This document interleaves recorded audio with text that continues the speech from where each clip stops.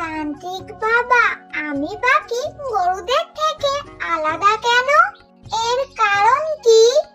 তুমি কোনো সাধারণ গরু না, তুমি হলে জাদুর গরু। তাই তুমি বাকি গরুদের থেকে আলাদা। তোমার অনেক ক্ষমতা। তুমি চাইলে গরিব অসহায় মানুষদের সাহায্য করতে পারবে। তাই নাকি তান্ত্রিক বাবা? তা কি করে? তুমি চাইলে তোমার মুখ থেকে সোনা রূপা মণিমুক্তা জোহর বের করতে পারবে। আর তুমি এই বনে থাকা যত গরিব অসহায় শিয়াল শিয়ালিনী আছে তাদেরকে তুমি সাহায্য করতে পারবে। তাই নাকি বাবা? তাহলে তো আমার গরিব শিয়াল শিয়ালিনীদের সাহায্য করা উচিত। যাই তান্ত্রিক বাবা, আমি এখন বনে গিয়ে দেখি কোনো গরিব অসহায় শিয়ালিনীকে পাই কিনা। যদি কোনো গরিব অসহায় শিয়ালিনীকে আমি পাই তাহলে তাকে সোনামণি মুক্ত দিয়ে সাহায্য করব। এই ভেবে গাবি বনের উদ্দেশ্যে রওনা দেয়। আর তখনই সেই বনে এক গরিব শিয়ালিনী নদীর পাড়ে বসে কাপড় কাচ্ছিল। কিন্তু তার কাপড়টি হঠাৎ করে নদীর ভিতর পড়ে গিয়ে নদীর জলে তলিয়ে যায়। হায় ভগবান, আমি তো কিছুদিন আগেই এই শাড়িটা কিনেছি। এত টাকা দিয়ে আমি শাড়িটা কিনেছি, 2 দিন মাত্র পরেছি, আমার টাকাগুলো তো সবই জলে পড়ে গেল। এখন আমি কি করি? এই কথা বলে শিয়ালিনী অনেক কান্না করতে লাগলো। আরে আরে, ওই শিয়ালিনীটা কান্না করছে কেন? আমি ওইখানে গিয়ে দেখি তো কি হয়েছে। কি হয়েছে তোমার? তুমি কাঁদছো কেন? আমি একটা গরিব শিয়ালিনী, অনেক কষ্ট করে টাকা জমিয়ে একটি শাড়ি কিনেছিলাম, কিন্তু আমার সেই শাড়িটা নদীর জলে পড়ে গেছে। এখন আমি কি করব বুঝতে পারছি না। আমি যে আমার শাড়িটা কোথায় পাবো? আর এত টাকা আমি কোথায় পাবো যে আমি আবার নতুন করে একটা শাড়ি কিনবো? হো হো হো হো, আমার যে আর কিছুই করার নেই। এই মেয়ে, চুপ করো, তুমি কোনো চিন্তা করো না। আমি একটা জাদুর গাভী, আমি তোমাকে সাহায্য করব। এই বলে গাভীটি তার মুখ থেকে অনেক সোনা বের করে শিয়ালিনীকে দেয়। আর অনেকগুলো সোনা পেয়ে শেফালি শিয়ালিনী গাইটাকে ধন্যবাদ জানিয়ে সেখান থেকে চলে যায়। আর যাওয়ার সময় শেফালি শিয়ালিনীর সঙ্গে বাঘিনীর দেখা হয়। বাঘিনী শেফালি শিয়ালিনীর কাছে এতগুলো সোনা দেখে অবাক হয়ে যায়। আরে আরে, এতগুলো সোনা শেফালি কোথায় পেল? যাই তো আমি ওর পিছু পিছু গিয়ে দেখি তো শেফালি শিয়ালিনী এতগুলো সোনা কোথায় পেল। আর এদিকে ঘরে এসে শেফা শিয়ালিনী তার বর মিচকে শিয়ালকে সব খুলে বলে যে সে এতগুলো সোনা কোথায় পেল। আর তাদের এই কথা দূরে দাঁড়িয়ে বাঘিনী মামি সব শুনে ফেলে। আচ্ছা আচ্ছা, এই ব্যাপার। তাই তো বলি, শেফালি শিয়ালিনী এতগুলো সোনা কোথায় পেল? দাঁড়া, আমিও কাল ওখানে যাব। আর আমিও গিয়ে দেখি ওই জাদুর গাভী আমাকে কতগুলি সোনা দেয়। আর পরের দিন বাঘিনী ইচ্ছে করে নদীর জলে একটি শাড়ি ফেলে দিয়ে কান্না করতে থাকে। হায় হায়, আমার একই সর্বনাশ হয়ে গেল। আমার এত দামি শাড়িটা নদীর জলে ভেসে গেল। এখন আমার কি হবে? কেউ আছো? আমার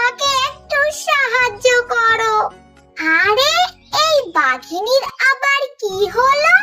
যাই তো গিয়ে দেখি কি হয়েছে তোমার। এভাবে তুমি বাচ্চাদের মতো কান্না করছো কেন? দেখো না, আমার দামি শাড়িটা নদীর জলে পড়ে গেল। এখন আমার কি হবে? আমি তো বাড়িতেও যেতে পারবো না। বাড়িতে গেলে আমার স্বামী আমাকে মারবে। এখন আমি কি যে করি? খবরদার বাঘিনী, তুমি আর কান্না করো না। তোমাকে কেউ মারবে না, আমি তোমাকে সাহায্য করব। এই কথা বলে গাবি বাঘিনীকে অনেকগুলো সোনা দেয়। এই নাও, এই সোনাগুলি নিয়ে তুমি বাড়িতে যাও। আর এই সোনাগুলি বিক্রি করে তুমি অনেকগুলো টাকা পাবে। আর সেই টাকা দিয়ে তুমি শাড়ি কিনে নিয়ে যেও। তোমাকে কেউ কিচ্ছু বলবে না, আর কেউ তোমাকে মারবে না। আর বাঘিনী গাভীর কাছ থেকে সোনা নিয়ে বাড়ি চলে আসে। এটা আমাকে 200 টাকার সস্তা শাড়ির পরিবর্তে এতগুলো সোনা দিল। আর এই বোকা গাভী যদি শোনে আমার কোনো দামি জিনিস হারিয়ে গেছে, তাহলে তো এই বোকা গাভী আমাকে আরো অনেক দামি দামি উপহার দেবে। আর যদি শোনে সোনা ডুবে গেছে, তাহলে তো আমায় আরো অনেক সোনা উপহার দেবে। আমি বরং আগামী কাল গিয়ে এই সোনাগুলো জলেতে ফেলে দেব। নি এসে ইচ্ছে করে নদীর জলে সোনাগুলো ফেলে দিল। আর সে ইচ্ছে করে কান্না করতে লাগলো। হায় হায় রে, আমার একই সর্বনাশ হলো। আমার এতগুলো সোনা নদীর জলে ডুবে গেল। এখন আমি কি করব? হায় হায় রে, আমার একই সর্বনাশ হলো। আরে এটা তো মনে হয় সেই বাঘিনী, যাকে আমি গতকাল অনেকগুলো সোনা দিয়েছিলাম। কিন্তু আজ আবার তার কি হলো যে সে এত এত কান্না করছে? যাই তো গিয়ে দেখি। কি গো, তুমি এত কান্না করছো কেন? দেখো না গাভী, তুমি আমাকে কাল যে সোনাগুলো দিয়েছিলে, সেই সোনাগুলো সব নদীর জলেতে পড়ে গেছে। আর আমি সোনাগুলো ধোয়ার জন্য নদীর পাড়ে এসেছিলাম, আর আমার হাত থেকে সোনাগুলি নদীর জলে ভেসে গেল। আমার সব সোনাগুলি নদীর জলে পড়ে গেছে। এখন যে আমি কি করি? কি, তুমি কি আমাকে বোকা পেয়েছো? নদীর জলেতে কেউ সোনা ধুতে আসে নাকি? কাল আমি তোমাকে সোনা দিয়েছি বলে তুমি ভেবেছো আজও আমি তোমাকে সোনা দেব? তুমি তো অনেক লোভী মহিলা। তোমার মতো লোভী মহিলার এমনই সাজা হওয়া উচিত। যাও, তুমি কিচ্ছু পাবে না। যাও তুমি এখান থেকে, পালাও এখান থেকে। এরপর গাভীটি হাঁটতে হাঁটতে একটা জমিদার বাড়িতে চলে আসে। আর জমিদারও তাকে ভালো ভালো ঘাস খেতে দেয়। এই জমিদার তো অনেক ভালো। এই জমিদার আমাকে খাবার খেতে দিয়েছে, সেই জন্য তাকে কিছু উপহার দেওয়া উচিত। এই কথা ভেবে বাঘ জমিদারের প্রতি খুশি হয়ে তাকে অনেক সোনা দানা উপহার দেয়। আরে এত সোনা, এটা তো কোনো সাধারণ গাভী নয়, এটা মনে হয় জাদুর গাভী। তাই তো এই জাদুর গাভী আমাকে এত সোনা দানা উপহার দিয়েছে। মনে হয় ওর পেটের মধ্যে আরো অনেক সোনা রয়েছে। আমি বরং একটা কাজ করি, আমি ওর পেটটা কেটে পেটের ভিতর থেকে সব সোনাগুলি বের করে নিই। তাহলে আমি এই গ্রামের সব থেকে বেশি ধনী হয়ে যাব। এই বাঘের মাথায় এমন দুষ্টু চিন্তা ভাবনা কি করে আসতে পারে? হায় সৃষ্টিকর্তা, কি লোভী এই বাঘটা। আমি কত খুশি হয়ে তাকে অনেকগুলো সোনা উপহার দিলাম, আর ও নাকি আমাকে মেরে ফেলতে চায়। আমি এখানে আর দেরি না করে এখান থেকে পালিয়ে যাই। তারপর গাভীটি সেখান থেকে পালিয়ে যায়। আরে কি ব্যাপার, তুমি খাদ্য খাবে নাকি? আহ, তোমার কথা শুনে আমার মনটা ভরে গেল। সবাই শুধু আমার কাছ থেকে ফায়দা নিতে চায়, কেউ আমাকে জিজ্ঞেস করেনি আমি কি চাই। কিন্তু তুমি আমাকে জিজ্ঞেস করলে। সত্যি তুমি খুব ভালো প্রকৃতির শিয়াল, তাই আমি তোমার সাথে থাকতে চাই। তুমি কি আমাকে তোমার সাথে থাকতে দিবে? তুমি আমার সাথে থাকবে? আচ্ছা ঠিক আছে, কোনো সমস্যা নেই। তোমার যতদিন খুশি তুমি ততদিন আমার সাথে থাকতে পারো। এমনিতেই এই পৃথিবীতে আমার আপন বলতে কেউ নেই। এরপর তারা দুইজন ভালো বন্ধুর মতো জীবন যাপন করতে থাকে। এরপর সেই জমিদার গাভীটিকে খুঁজতে খুঁজতে শিয়ালের বাড়িতে চলে আসে। এই চুপচাপ এই গাভীটিকে আমাকে দিয়ে দে, নয়তো আমি তোকে মেরে ফেলবো। ক্ষমা করবেন বাঘ মামা, এই গাভী বাদে আপনি যা চাইবেন আমি আপনাকে তা দিতে পারবো, কিন্তু এই গাভীটিকে আমি আপনাকে দিতে পারবো না। ও, তুই তাহলে মানবি না?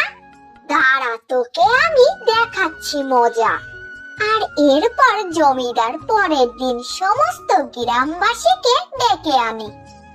শোনো গ্রামবাসীরা, এই শিয়াল গত 5 বছর ধরে আমার বাড়িটা ভাড়া নিয়েছে, কিন্তু এই শিয়াল আজ পর্যন্ত আমাকে একটা টাকাও দেয়নি। তাই ওকে আমি আমার ঘর থেকে বের করে দিয়েছি। শোন মিচকে, এখনো সময় আছে, এই গাভীটা তুই আমাকে দিয়ে দে, তাহলে তোকে আমি আমার এই বাড়িটা লিখে দেব। আমি আমার বন্ধুকে ছাড়তে পারবো না বাঘ মামা। তুমি চাইলে আমাকে তোমার ঘর থেকে বের করে দিতে পারো।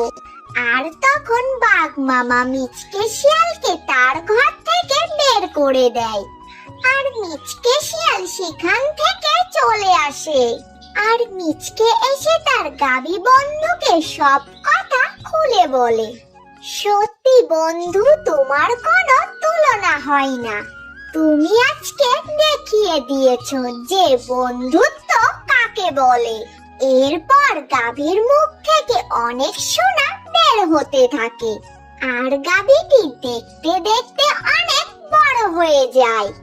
সত্যি বন্ধু, তোমার মতো শিয়ালের সাথে পরিচয় হয়ে আমি ধন্য হয়েছি। আমি সারা জীবন শুধু সবাইকে দিয়ে গিয়েছি, কিন্তু কেউ আমার খেয়াল রাখেনি। তুমি এতদিন আমার অনেক যত্ন করেছো, তাই আমাকেও তো তোমাকে কিছু দিতে হয়। তুমি এত কিছু না ভেবে এই সিঁড়ি বেয়ে আমার ঘরের মধ্যে ঢুকে পড়ো তো। এই ঘরের মধ্যে যে সকল জিনিস আছে সব জিনিসই তোমার। এই সব কিছু আমার তরফ থেকে তোমাকে দেয়া উপহার। এরপর মিচকে শিয়াল গাভীর কথা মতো গাভীর ঘরের মধ্যে ঢুকে পড়ে। আর সেখানে গিয়ে মিচকে শিয়াল তো অনেক অবাক হয়ে যায়, কারণ সেখানে অনেক দামি দামি সোনা ছিল। আর এখন থেকে এই সকল কিছুর মালিক মিচকে শিয়াল। আমি এখান থেকে সোনা দানা বিক্রি করে গরিব অসহায়দের সাহায্য করব।